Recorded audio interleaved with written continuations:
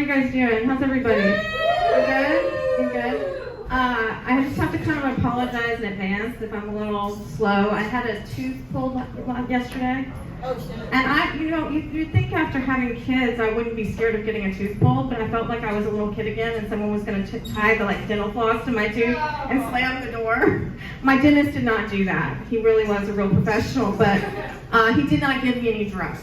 So it's like them telling you to have a baby drug-free. You know, what are they doing? Pulling my tooth without any drugs, right? At least I should get good drugs. No drugs, sadly. But, you know, that's kind of what's been going on in my life. I've been having a lot of health problems, and it's kind of like my age and like my genetics are meeting in like an awful way. But at least now I can legitimately blame my mom for everything. You know, for my broken childhood dreams and my broken marriages and my broken joints, all of it. Yeah, most of you guys know me. And I kind of just want to try some new stuff, but do it, right? Because I'm feeling like with everything that's going on, I might maybe my pancake joke, people are going to start taking the wrong way. I don't know. I don't know if people have as much a sense of humor about it. But for those of you who haven't heard it, I'm a single mom, as you guys all know. But I usually start this way. But I do surprisingly well on dating apps, and I think that's because my profile says that I don't want kids. And then they find out it's because I have 4. And I know 4 sounds like a lot, and it is, but I love being a mom. And you know what they say about having kids? It's a lot like making pancakes. First one's kind of fucked up. Probably should have thrown it away. Oh, are you a first pancake? Yeah, I'll do it. That's why I'm here. Yeah. Woo! Give a round of applause for all the first pancakes out there. I'm one too.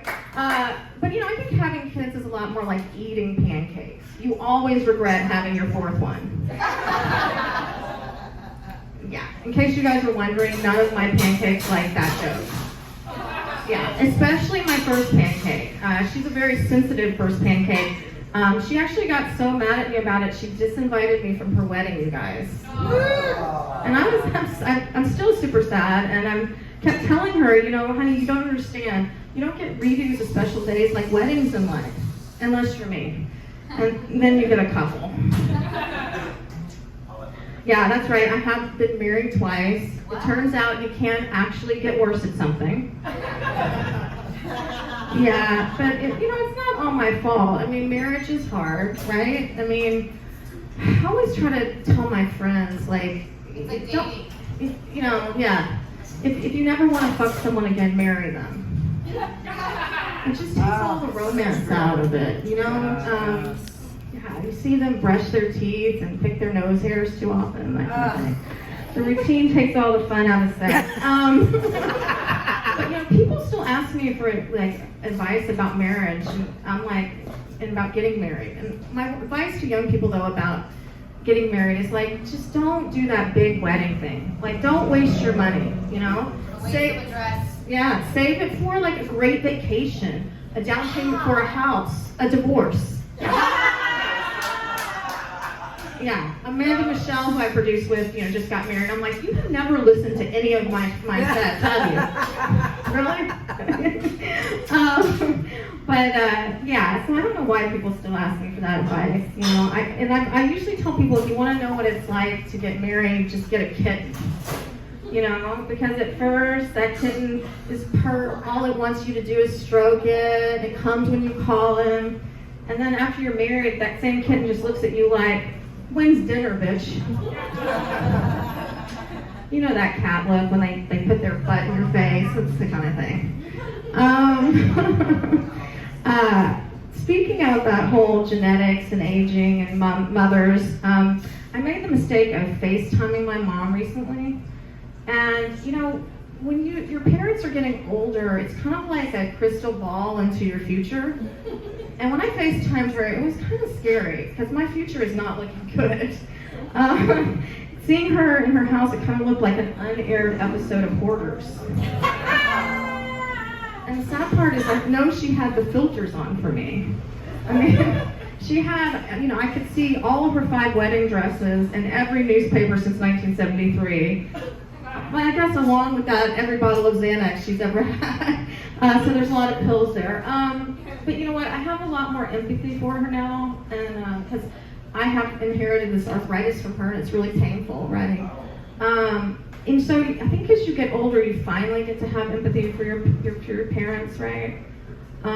It still doesn't make up for my childhood, but I have more empathy for my parents.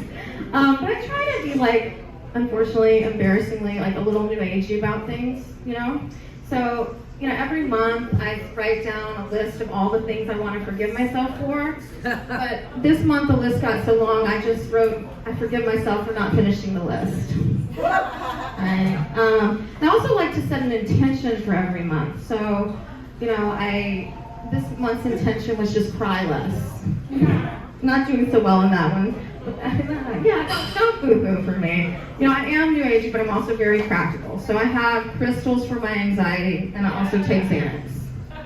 And I got my house feng shui just in case it works, and I also take Xanax.